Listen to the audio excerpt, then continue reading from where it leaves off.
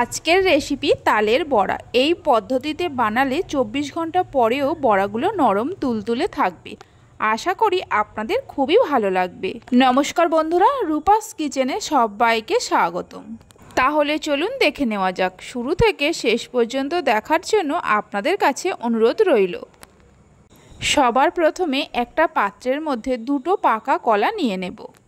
প্রথমে কলা দুটোকে হাত দিয়ে একটু মেখে নেব। কলা দুটোকে হাত দিয়ে মেখে নেওয়ার পর এর মধ্যে দিয়ে দেব একটা মিডিয়াম সাইজের বাটির 2 বাটি ময়দা। বড়া বানানোর জন্য যে কোনো বাটি বা কাপের মাপ করে সমস্ত উপকরণগুলো নেবেন, তাহলেই দেখবেন পারফেক্ট বড়া তৈরি হবে। যে বাটি মেপে ময়দা নিয়েছি ওই বাটিরই 1 বাটি সুজি দিয়ে দেব। যে বাটি মেপে ময়দা নিয়েছি ওই বাটিরই 1 বাটি তালের পাল্প দিয়ে দেব। এই তালের পাল্পটা আগে থেকেই আমার জাল দিয়ে ঘন করে রাখা ছিল। 3 চামচ গুঁড়ো দুধ দিয়ে দেব। যে বাটি মেপে ময়দা নিয়েছি ওই বাটিরই 1 বাটির একটু কম নারকেল বাটা দিয়ে দেব। ওই বাটিরই 1 বাটি চিনি দিয়ে দেব। এখানে আমি নারকেলটা মিক্সিতে বেটে নিয়ে ব্যবহার করেছি, আপনারা চাইলে কুড়ে নিয়েও দিতে পারেন। 1 চামচের 3 ভাগের 1 ভাগ নুন দিয়ে দেব। 1 চামচ মৌরি দিয়ে দেব। ওই বাটিরই হাফ বাটি জল দিয়ে দেব। এবার সব কিছুকে খুব ভালো করে মিশিয়ে নেব।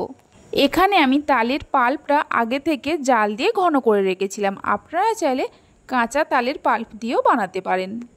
সব কিছুকে ভালো করে মিশিয়ে নেওয়ার পর 10 মিনিটের জন্য ঢাকা দিয়ে রেখে দেব। ততক্ষণে চিনিগুলো মেল্ট হয়ে যাবে আর সুজিগুলোও নরম হয়ে যাবে। 10 মিনিট পর দেখুন সুজিগুলোও নরম হয়ে গেছে আর চিনিগুলোও মেল্ট হয়ে গেছে।